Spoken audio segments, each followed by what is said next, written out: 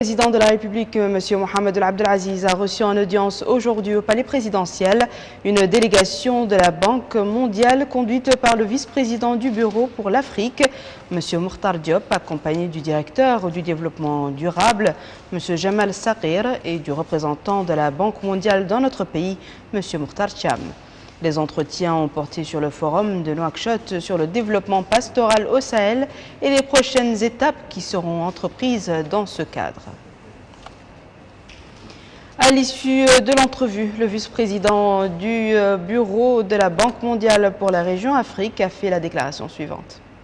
Ce fut tout d'abord une visite de courtoisie à son Excellence le Président qui nous a vraiment fait l'amitié et de recevoir la Banque mondiale ici à Nouakchott pour cette conférence historique que nous espérons être historique sur l'élevage et le pastoralisme dans la sous-région.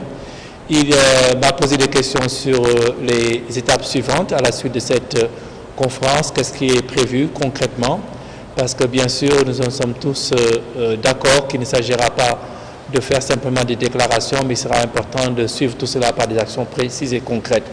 Donc j'ai décliné au chef de l'État les actions que nous avons prévu de mettre en œuvre très bientôt, et nous comptons avoir un suivi très précis de ces actions et pouvoir rendre compte au chef d'État de la sous-région des progrès qui seront enregistrés. Nous sommes également entretenus de l'énergie et j'ai félicité le chef de l'État de la décision de la Mauritanie de transformer son gaz naturel en électricité et l'utiliser comme un moyen d'exportation.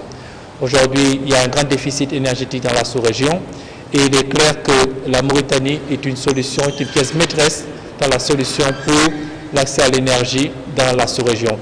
Donc nous avons parlé de ce qui s'est fait à Banda et de la transformation du gaz en électricité et de son exportation dans les pays voisins.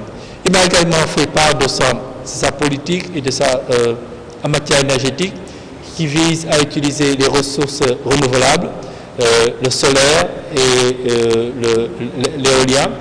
Et ceci a été pour moi une découverte et je vais m'entretenir de ce pas avec le ministre de l'Énergie pour voir comment est-ce que l'expérience de la Mauritanie peut être disséminée à travers les pays africains pour qu'on utilise de manière beaucoup plus efficace et beaucoup plus soutenue l'ensemble des énergies renouvelables pour le développement de nos pays.